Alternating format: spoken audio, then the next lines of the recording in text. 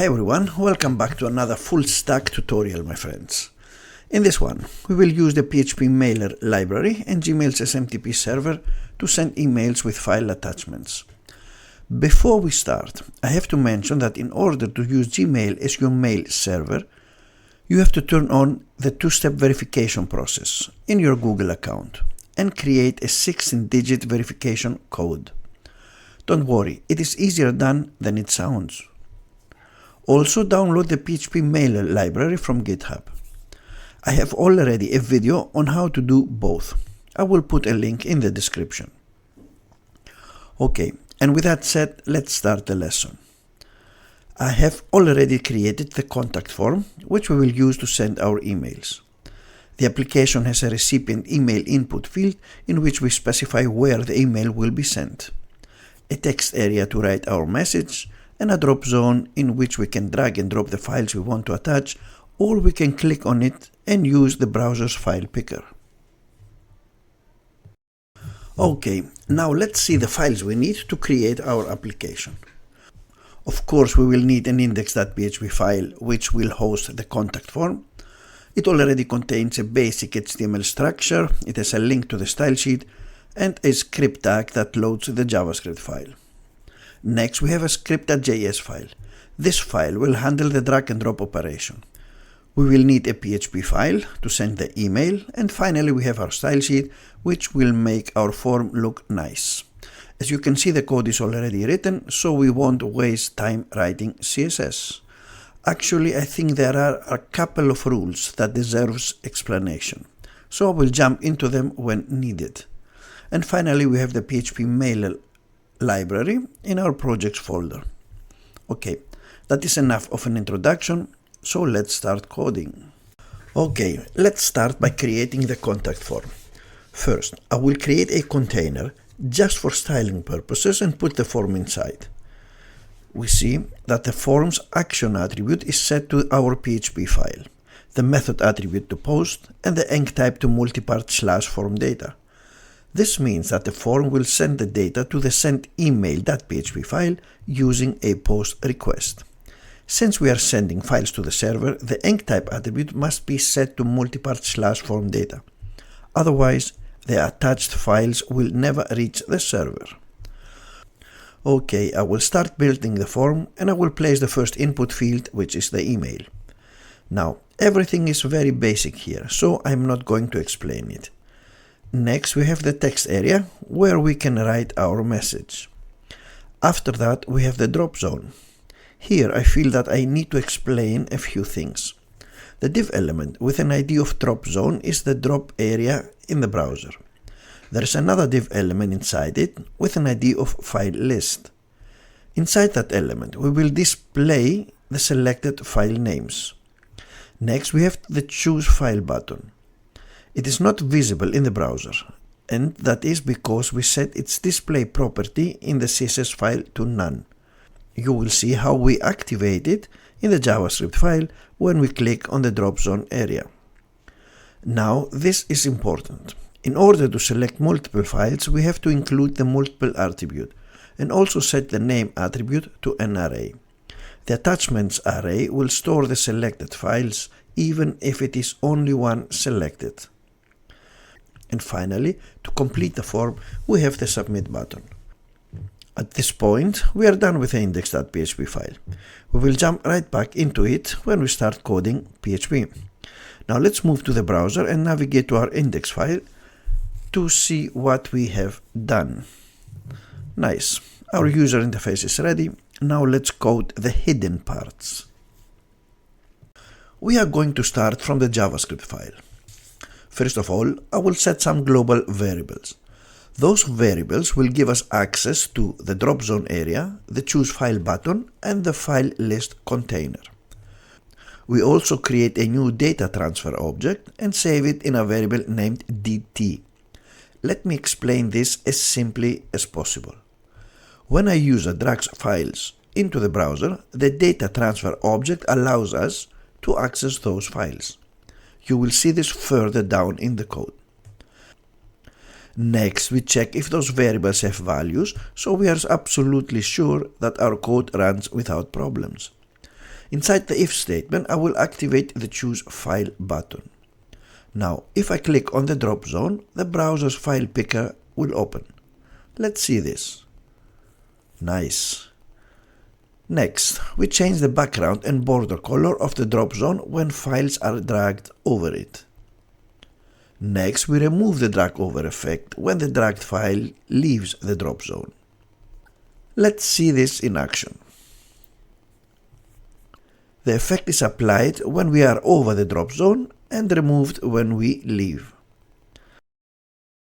Next, we are going to deal with the main drop event. Don't get overwhelmed. I will make this so simple that you are going to buy me a coffee afterwards. Let's begin. First, we attach a drop event listener to the drop zone. This function will run when the user drops files into the drop area.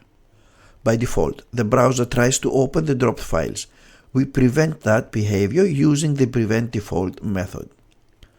Next, we remove the drag over CSS effect. The DataTransfer object contains the data from the drag and drop operation. Here, we access its files property to get the files the user dropped. Next, we check if at least one file has dropped. Then, we loop through each file so we can process them one by one.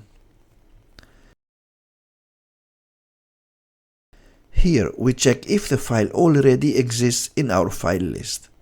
We convert the files into an array and compare the file name and the file size. If both match, it means the file is already added. If the file does not already exist, we add it to the DataTransfer object. Next, we assign the files stored in our DataTransfer object to the file input element. This ensures that the files will be sent when the form is submitted. Finally, we call a function that updates the user interface and displays the selected file names.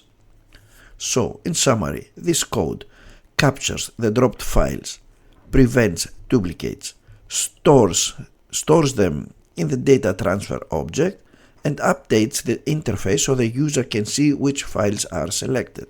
The update file list function doesn't exist yet, so let's write it. Okay, as I said, the update file list function updates the user interface by showing the selected file names. Now, let's examine the code. In the first line, we target the file list container and set its content to an empty string. So every time the function runs, the file list is cleared. Next, we check if the file input element contains any files. If there are files selected, we create an array from those files so we can use the map method. The files property is not a normal array, so we convert it into one using array.from. The map method allows us to go through each file, get its name, and generate a small HTML paragraph element for it. Finally, we display those file names inside the file list container. So every time a new file is added, the function refreshes the list and displays the selected file names in the interface. Let's see this in action. I will bring up the images I use for this tutorial, and I'll start dragging and dropping images into the browser. And as expected, every time we drop an image, the file list is updated, showing us their file names. Now let's try to add the same file twice, and nothing happens. Our code prevents duplicates. Great. Now we need one more function. This function will run when we select files using the browser's file picker. This function clears the already added files from the drag and drop operation and adds the files that are chosen using the file picker. And last, updates the user interface by running the update file list function. Let's see this. I will refresh the page and click on the drop zone. Nice. I will choose a few files and click open. Nice. Everything works as expected. And that's it. We are done with the JavaScript code. Next in line is PHP.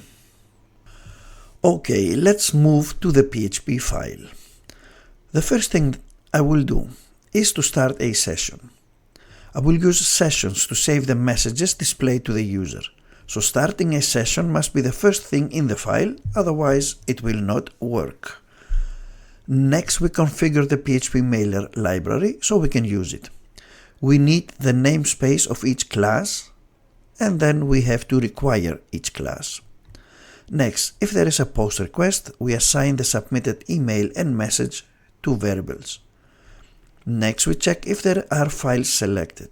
If not, we create a message session and store a message, please select at least one file to attach. Now, in order to attach the uploaded files to the email, we need to create a zip archive file containing them. So, I will create a new zip archive object. I will set the archive's file name and the file path the zip archive will be created. Next, we create and open the zip archive. If the process fails, we display an error message saying failed to create the archive. Next, we need to know how many files are being uploaded. So, we can use a for loop to access them. Next, we add each file to the zip archive, and last, we close it. Now that the zip archive is created and contains the uploaded files, now it's time to use the PHPMailer library to send emails and files. I will start by creating a new PHPMailer object. The true argument tells PHPMailer to throw exceptions if an error occurs. This allows us to handle errors using a try-catch block, which I will do right now. We will use a try-catch block. In the first clause, we try to send the email, and in the second clause, we catch the error if something goes wrong. First, we will set the server settings. Use the same settings, don't change anything. In the next properties, you have to set your username, which is your Gmail email, and as a password, use a 16-digit app password, which you have created when enabling two-factor verification in your Google account. Everything else leave the same.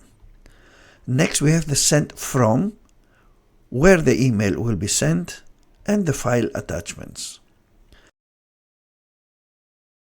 Next, we set a subject, and in the body property, we assign the submitted message. The alt body property contains the plain text version of the email. If the recipient's email client cannot display HTML emails, this text version will be shown instead. Although we don't send an HTML structured message, it is good practice to set our content this way. And last, we send the email. If everything goes well, we show the user a success message. Next, I have to delete the created archive. And last thing is to redirect the browser to the index.php file. And we are done with the PHP file. Now we have to go to the index file to catch the messages. In the top of the file, we catch the sessions holding the messages, and I will display it above the contact form. Nice.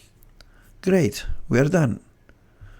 Now the moment of truth. Let's test the application. Let's bring the browser into view, refresh the page. I will enter my email address, write a message, drag and drop a few files, and press the submit button.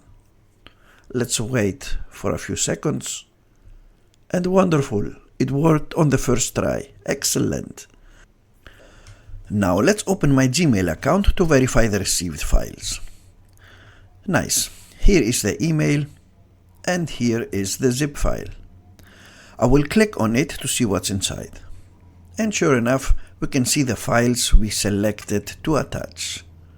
Now, I took a last look at the code, and I noticed that I forgot to add the reply to property.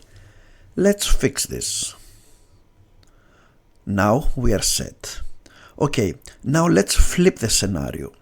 Let's say this contact form is hosted on my website and I want the email to be sent to my email address. First, let's change the recipient email variable to user email, so it makes more sense.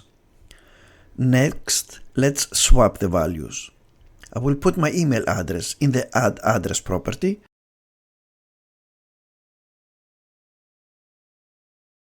and the user's email in the set from and reply to properties. Now, before you put the contact form on a live website, let's validate the email and the message.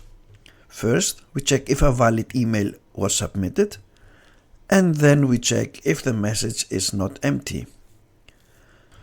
Nice, and we are done. That's all for today. Now, since we dealt with a contact form in this tutorial, I have another video for you on form validation and error handling with PHP. Trust me, you will learn a lot. Thanks for watching, guys. Hope you learned something new. Subscribe if you like. See you in the next one.